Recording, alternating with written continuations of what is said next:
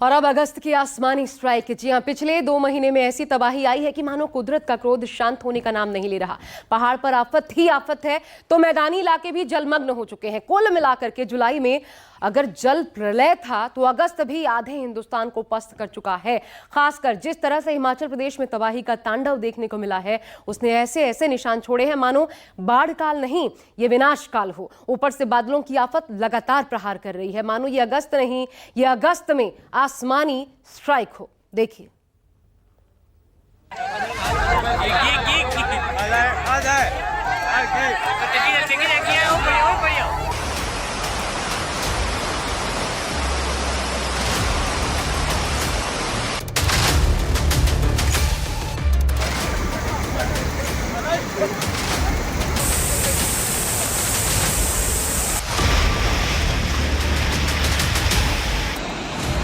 पहले जुलाई ने रुलाया, अब अगस्त कर रहा है मस्त।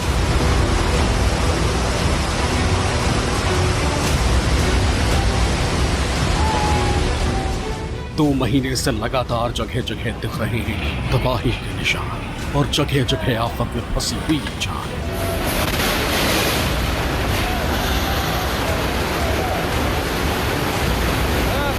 मौत, चीख पुकार, बेबसी और तबाही।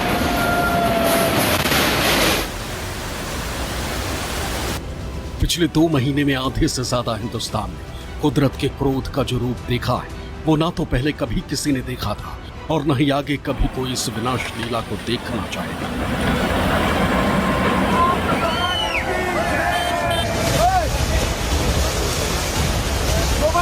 कुछ जगह ऐसी तबाही एक दशक में एक बार आती है। कुछ ऐसे राज्य भी होते जो हर साल मौसम की मार झेलते, लेकिन हिमाचल ऐसा दुर्भाग्यपूर्ण प्रदेश बन गया है जो 2 महीने में दूसरी बार आसमान से बरस रही आफत का दंश झेल रहा है।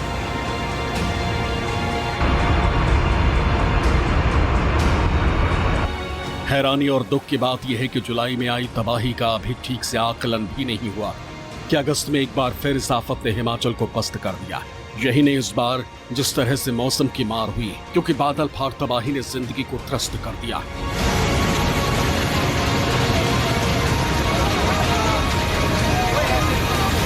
देश के पहाड़ी इलाकों में मची तबाही की तस्वीरें डराने वाली।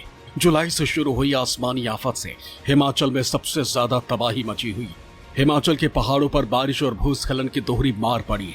कुदरत के प्रहार से देश के पहाड़ी राज्य करा रहे और दुविधा यह है कि हालात जल्द सुधरते हुए नजर भी नहीं आ रहे, क्योंकि बार बार लगातार हिमाचल के पहाड़ों पर तबाही का शोर सुनाई दे रहा है। हर तरफ बादल फटने की घटनाएं सामने आ रही। सर, अभी रेस्क्यू की क्या कंडीशन है? 3 दिन हो चुके हैं, क्या किसी का पता लगा जो लापता? पूरा लगे हुए हैं, पूरी मजबूती से लगे हुए हैं। अभी मैंने सबसे बात करी है, जितने एनडीआरएफ है, एसडीआरएफ है, इंडियन आर्मी के जवान हैं, सब लोग अपनी अपनी ओर से मेहनत कर रहे हैं, बहुत अच्छा काम कर रहे हैं। तो हम यहाँ पे ज़्यादा लंबे समय तक रहना भी नहीं चाहते, क्योंकि उससे सारा जो ऑपरेशंस है वो डिस्टर्ब हो जाते हैं। मगर हमारी ओर से जो भी सहयोग चाहिए हम देंगे। अभी यहाँ पे मशीनरी की उन्होंने बात करी है कि और मशीनरी यहाँ पे चाहिए, तो मैंने सबसे अधिकारियों से बात कर ली है। जितने यहाँ पे हाइड्रो प्रोजेक्ट्स हैं उनसे भी बात करेंगे और इमीडिएटली जो है वो यहाँ पे एडिशनल मशीनरी प्रोवाइड करवाई जाएगी। हिमाचल का कुल्लू हो या शिमला, हर जगह आसमानी हमला हो रहा है। तो वहीं उत्तराखंड की केदार घाटी ने पूरे देश की धड़कन एक बार फिर बढ़ा दी। कहीं खंडहर बने मकान है तो कहीं मलबे में तब्दील दुकानें। सबसे बुरा हाल हिमाचल प्रदेश का, जहां 6 जगह बादल फटा है और कुल्लू, मंडी, शिमला सबको बर्बाद कर दिया है। और हिमाचल में बादल फटने के बाद मौत का सैलाब आया। कुल्लू मनाली NH3 ठप हुआ। 47 घर, 10 दुकान और 7 पुल ढहे। 3 स्कूल, 1 डिस्पेंसरी और बस अड्डा बर्बाद। 18 गाड़ियां, 2 बिजली प्रोजेक्ट और 1 बांध बहे। अकेले हिमाचल में करोड़ों का नुकसान। हिमाचल में इस मुश्किल वक्त में भारतीय वायुसेना, भारतीय सेना, एनडीआरएफ, एसडीआरएफ की टीमें देवदूत बनकर काम कर रही। सेना ने रामपुर जिले के समेज गांव में एक पुल बनाया है। बता दें, शिमला में बादल फटने के बाद सबसे ज्यादा तबाही यही हुई। बुधवार को हिमाचल प्रदेश में एक दो नहीं बल्कि एक साथ 6 जगहों पर तबाही ने दस्तक दी थी। उन्हीं 6 जगह में से एक है ये रामपुर का समेज गांव। यहाँ पर भी बुधवार को बादल फटा था और 35 लोग लापता हो गए थे, जिनके लिए अभी तक रेस्क्यू ऑपरेशन चलाया जा रहा है। यहाँ पर तबाही की निशानियाँ जो हैं वो अभी भी जगह जगह बिखरी पड़ी हैं। नीचे जो है वो सतलुज नदी उफनती हुई बह रही है, जो अभी भी अपने खतरनाक इरादे दिखा रही है। और उस दिन भी इसका ये जो रूप अभी देख रहे हैं उससे कई गुना ज़्यादा था और बड़ी बड़ी चट्टानें इसके साथ बहती हुई आई, जो गांव के कई मकानों को अपने साथ बहा ले गई, जिसके मलबे में अभी भी लोग जो है वो दबे हुए हैं और रेस्क्यू ऑपरेशन किया जा रहा है। कुल्लू में व्यास नदी के साथ साथ पार्वती नदी भी उफान पर है। लगातार फटते बादलों ने हिमाचल में पिछले साल की याद ताज़ा कर दी, क्योंकि बादल सिर्फ फट नहीं रही बल्कि धरती भी हिला रहे। हिमाचल प्रदेश में भूकंप के भी झटके महसूस किए जा रहे हैं। ये झटके लाहौल स्पीति तक महसूस किए जा रहे हैं, क्योंकि वहां भी बादल फटने से तबाही मची हुई। लाहौल स्पीति जिले के दारचा के पास भी बादल फटने की घटना सामने आई, जिसके चलते इलाके में भारी नुकसान की खबर है। लाहौल स्पीति जिले के दारचा शिंकुला मार्ग पर दारचा से लगभग 16 किलोमीटर दूर शुक्रवार रात को बादल फटने की घटना पेश हुई। इसके चलते पुराने और नए दोनों पुलों को क्षति पहुंची। इसके कारण शिंकुला दर्रा होकर दारचा से जांस्कर के बीच सड़क यातायात पूरी तरह से ठप हो गया। जान माल के नुकसान की कोई खबर नहीं, लेकिन उत्तराखंड से लगातार जान माल के नुकसान की खबरें आ रही। यहाँ हाईवे से तेज रफ्तार कार गंगा में गिर गई। ये घटना देर रात 12:30 बजे की बताई जा रही। तेज रफ्तार से आ रही स्कॉर्पियो कार से ग्रामीणों ने रेस्क्यू कर चारों को बाहर तो निकाल लिया, लेकिन 2 लोगों की हालत गंभीर बताई जा रही है।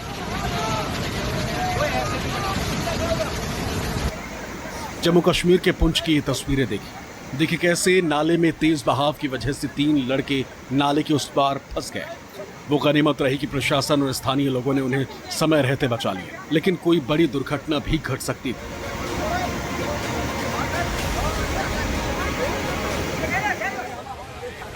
सरकार और प्रशासन लगातार नदी नालों से दूर रहने की अपील कर रहा है, हिदायत दे रहा है, लेकिन फिर भी लोग मनमानी करते हैं, जिसका एक और उदाहरण राजस्थान की सजोत पाली से सामने आया है,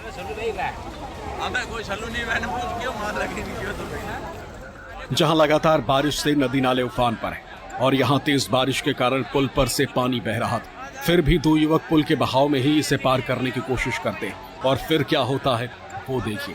देखते ही देखते दोनों युवक नाले में बह जाते। पहले बाइक का बैलेंस बिगड़ता है और वो बहने लगती। ये युवक भी मोटरसाइकिल को बचाने के नाकाम कोशिश करता है और इसके साथ खुद भी बह जाता है।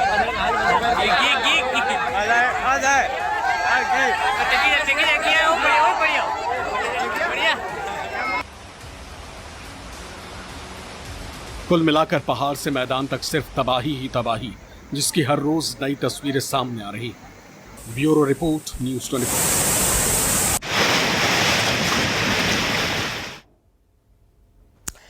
हिमाचल में जगह जगह बादल फटने की तस्वीरें सामने आ रही हैं, दर्दनाक तस्वीरें हैं और इनसे आई तबाही ने पहाड़ों पर ऐसा नज़ारा दिखाया है कि मानो कुदरत हिमाचल में इंसानों का वजूद ही मिटाने पर आमादा हो गया हो। क्योंकि हिमाचल में 1, 2 या फिर 3 नहीं बल्कि 6 अलग अलग घटनाएं आपको बताएं बादल फटने की सामने आई हैं। और जहां बादल फटने से बहुत भयानक विस्फोट हुआ, नुकसान हुआ है जबरदस्त रूप से। हमारे संवाददाता भी ग्राउंड जीरो पर पहुंचे। विमल कौशिक वहां की ग्राउंड रिपोर्ट, जो तबाही का मंजर देखने को मिला है, वहां की तस्वीरें विमल कौशिक के माध्यम से आज हम आपको दिखाना चाहते हैं। लेकिन फिर एक बार आपको इस ताकीद के साथ कि प्रकृति के साथ खिलवाड़ बहुत भारी साबित हो सकता है। बार बार चाहे प्रशासन हो चाहे मीडिया हो आपको ताकीद करता है, लेकिन नजरअंदाज करना वो कितना बड़ा रिस्क फैक्टर बनता है, यह हम सभी ने हर बार देखा है। और हर बार इन रिपोर्टों को दिखाने के पीछे हमारा मकसद यही होता है कि आप जागें। ऐसी कोई भी घटना जिसमें आपकी जान जा सकती है उसमें रिस्क न उठाएं, प्रशासन की चेतावनी को नजरअंदाज न करें। एक बार फिर आपको दिखाते हैं विमल कौशिक की रिपोर्ट, जहां बादल फटे वहां से त्रासदी की कैसी तस्वीरें सामने आई हैं। पहाड़ से लेकर मैदान तक एक बार फिर मौसम बेईमान हो गया। मॉनसून ने रफ्तार का ऐसा गियर लगाया कि जनजीवन बेहाल कर दिया। एक एक तस्वीर बताने के लिए काफी है कि नदी से लेकर रिहायशी बस्तियों तक किस कदर कोहराम मचा। पहाड़ पर कुदरत ने ऐसी तबाही मचाई है कि लोगों का जीना मुहाल हो गया। बादल फटने से भारी बारिश के बाद नदी नालों में उफान और लैंडस्लाइड ने लोगों को खौफ में डाल दिया। सबसे ज्यादा नुकसान हिमाचल को हुआ, जहां 6 जगह बादल फटने से तबाही का मंजर है। गांव के गांव सैलाब के आगोश में बह गए। ऐसी एक जगह है कुल्लू के रामपुर जिले के श्रीखंड महादेव की पहाड़ियां, जहां बादल फटने से भारी तबाही मची। हिमाचल प्रदेश के रामपुर तहसील में जो तबाही हुई थी वो एक तरफ नहीं बल्कि कई तरफ हुई थी। बुधवार की रात जब बादल फटा श्रीखंड महादेव के पास, उसके बाद वो जो उसका सैलाब था वो एक तरफ नहीं बल्कि 3 तरफ आया। एक तरफ जो सनेज गांव, दूसरी तरफ ये बागी पुल का इलाका है। और यहाँ पर भी आप देख सकते हैं तस्वीरों में कि कितनी भयानक यहाँ पर भी तबाही हुई है। 2 बड़े पुल यहाँ पर मौजूद थे, वो दोनों के दोनों पुल, पूरा रास्ता देखिए, ये पूरा जहाँ पर मैं खड़ा हूँ ये इसका एंड पॉइंट है, क्योंकि इससे आगे का अब रास्ता पूरी तरीके से वॉश आउट हो चुका है, पूरी तरीके से बह चुका है। लोगों ने अब अपने आने जाने के लिए यहाँ पर प्रशासन ने एक टेम्परेरी पुल की व्यवस्था की है। साथ ही साथ सबसे जो दुखद यहाँ की घटना की रही कि 8 से 10 मकान इस तबाही की चपेट में आए। जो तेज़ सैलाब आया वो यहाँ के जो आसपास पूरे इस नदी के किनारे पर मकान बने हुए थे वो सारे के सारे बहा कर ले गया। तो एक तरफ जो जानकारी मिल रही है कि 7 लोग यहाँ पर भी लापता हैं, उनकी तलाश की जा रही है, उनके लिए रेस्क्यू ऑपरेशन किया जा रहा है। साथ ही साथ रिस्टोरेशन के लिए भी काम किया जा रहा है। देखिए जो जहाँ ये पूरा धराशायी हुआ है उसको दोबारा से बनाने की कोशिश की जा रही है कि रास्ता जल्द से जल्द खोला जा सके, क्योंकि रास्ता पूरा वॉश आउट हो चुका है। और ये जो इलाका है ये वो जगह है जहाँ से श्रीखंड महादेव की यात्रा शुरू होती है और इससे करीब 4 से 5 किलोमीटर ऊपर जाकर पहला पड़ाव आता है सिंघाड़। वहाँ पर भी श्रीखंड महादेव के रास्ते में जो सिंघाड़ जगह है वहाँ पर भी एक बाज़ार होता था। जो जानकारी मिल रही है कि वो पूरा बाज़ार भी बह गया, यानी कि तबाही बहुत भयानक हुई है। श्रीखंड महादेव यात्रा के रास्ते में ये बादल फटा जिसने तबाही मचा दी। सैकड़ों लोग जगह जगह फंस गए, जिन्हें बचाने के लिए सेना और एनडीआरएफ के साथ एसडीआरएफ की टीम ने मिलकर एक अस्थायी पुल का निर्माण किया, जो बह गए पुल की जगह बनाया गया। इस वक्त मैं रामपुर तहसील के बागी पुल गांव में हूं और सहेज की तरह तबाही यहाँ भी जगह जगह नज़र आ रही है। जगह जगह जो है मातम पसरा है। ये पूरा इलाका पूरी तरीके से वॉश आउट हो गया, जिसमें बाकायदा 2 बड़े पुल थे और एक पूरा रोड था जो बाकी ऊपर के गांव, जो क्योंकि ये पूरा मेन रास्ता है जो श्रीखंड महादेव की यात्रा के लिए जाता है, तो इस रास्ते को पूरी तरीके से वॉश आउट कर दिया उस सैलाब ने। और देखिए यहाँ पर गांव के लोगों को क्योंकि आने जाने में काफ़ी दिक्कतें और पूरी तरह से संपर्क कट गया, तो लिहाजा एक टेम्परेरी पुल की व्यवस्था की गई, लकड़ी का पुल बनाया गया है, जिससे गांव के लोग अपने रोज़मर्रा की ज़रूरतों का सामान इधर उधर ले जा सकें। और इससे ऊपर जो जानकारी मिल रही है कि कई ऐसे गांव हैं, कई ऐसे लोग हैं जो ऊपर फंसे हुए हैं पिछले 4 दिनों से। आज 4था दिन है तबाही के बाद, जिसके बाद अभी भी हालात पूरी तरह से सामान्य नहीं हो सके हैं और लगातार जो प्रशासन है वो राहत और बचाव काम में जुटा हुआ है, क्योंकि बहुत बड़ा इलाका है, 80-85 किलोमीटर का इलाका है जो इफेक्टेड हुआ है। इस रामपुर ब्लॉक की बात करें तो यहाँ पर बहुत ज़्यादा तबाही है और जगह जगह इस तबाही की तस्वीरें नज़र आ रही है। ये पूरा जो आप ये इलाका देख रहे हैं नदी की तलहटी पर जो है ये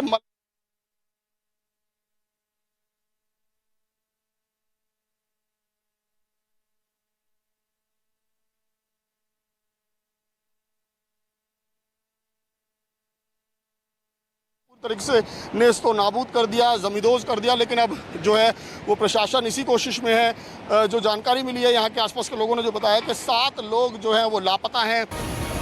कुल्लू में निरमंड के जाओ गांव में बादल फटने से कुरपन खड्ड में फ्लैश फ्लड आ गया और खड्ड का जल स्तर बढ़ गया, जिससे श्रीखंड महादेव यात्रा का पहला पड़ाव सिंहगाड़ बेस कैंप बह गया। दर्जनों दुकानें चपेट में आ गई। बागी पुल में इस वक्त मैं जिस जगह मौजूद हूँ यहीं के बारे में कहा जा रहा है कि यहीं पर सैलाब ने सबसे ज़्यादा तबाही मचाई। जो इस पूरे इलाके में 10 मकान बने हुए थे हो गए, जबकि कुछ मकान जो हैं वो अभी भी खड़े हुए हैं, लेकिन पूरी तरीके से बर्बाद हो चुके हैं, तबाह हो चुके हैं।